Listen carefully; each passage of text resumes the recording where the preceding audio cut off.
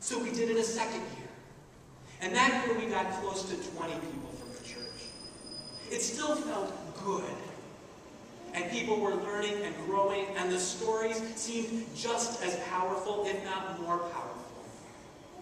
And then the third year, we decided to do it again, to talk about what would it mean to really welcome those who were outside of the walls of the church. What would it mean to build bridges within the community? We told the stories again and shared in our own experiences. Those who gathered talked about what it was like for them in the church, what it was like growing up in their family, what it felt like when they were excluded, what it felt like when they were included, and love was made known. And we used as our theme for this third time that we did this text from Hebrews, to let mutual love continue, and to welcome the strangers, for at times by doing this, you have welcomed angels unaware. So each week we shared that text as we shared the stories.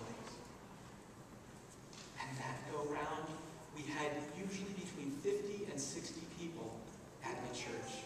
There was one night where there was a snowstorm and only 35 people showed up. But we felt so alive and vibrant.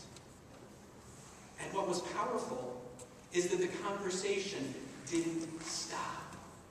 It kept going. And people started talking about what was happening in terms of welcoming those who were outside of the walls. What it would mean to begin really living into that. And miracle of miracles, there was a phone call from Lutheran Social Services, a family from the Sudan, another family with ties to the Sudan and Ethiopia, and they were looking for a place they might connect. They started coming to church. We worked on getting rides, and all of a sudden there were furniture drives. There were incredible connections. But they didn't want to just receive. They wanted to give back. So all of a sudden they were baking bread for communion so that they could contribute. Or when we had hospitality hour afterwards, all of a sudden we would have this incredible feast of lamb stew or some incredible meal that they provided from their background in Ethiopia and the Sudan.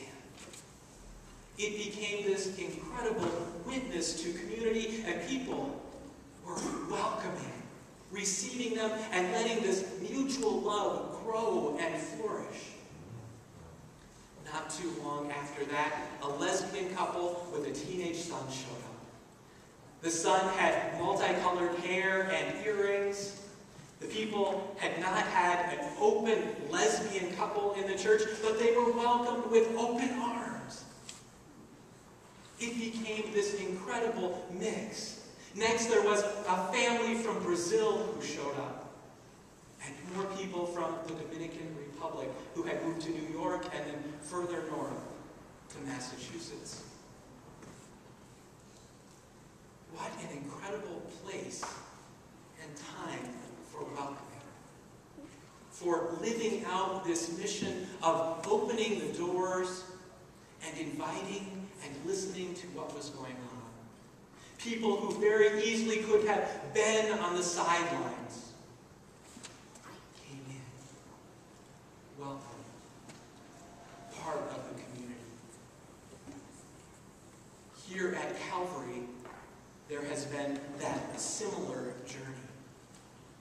As you look around at who is here this Sunday and other Sundays, it has been incredible to see this church growing, changing, welcoming others who at times may have felt on the sidelines in society or not welcome to the banquet.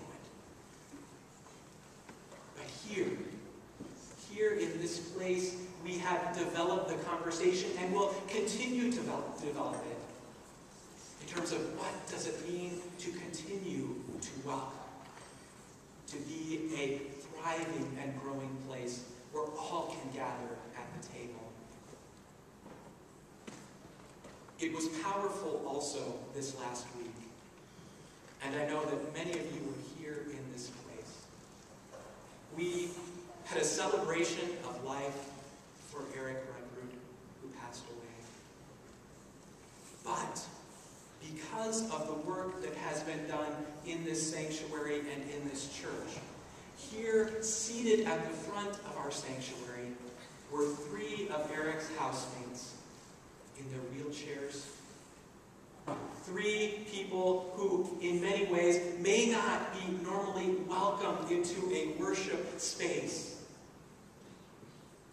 who may be on the sidelines.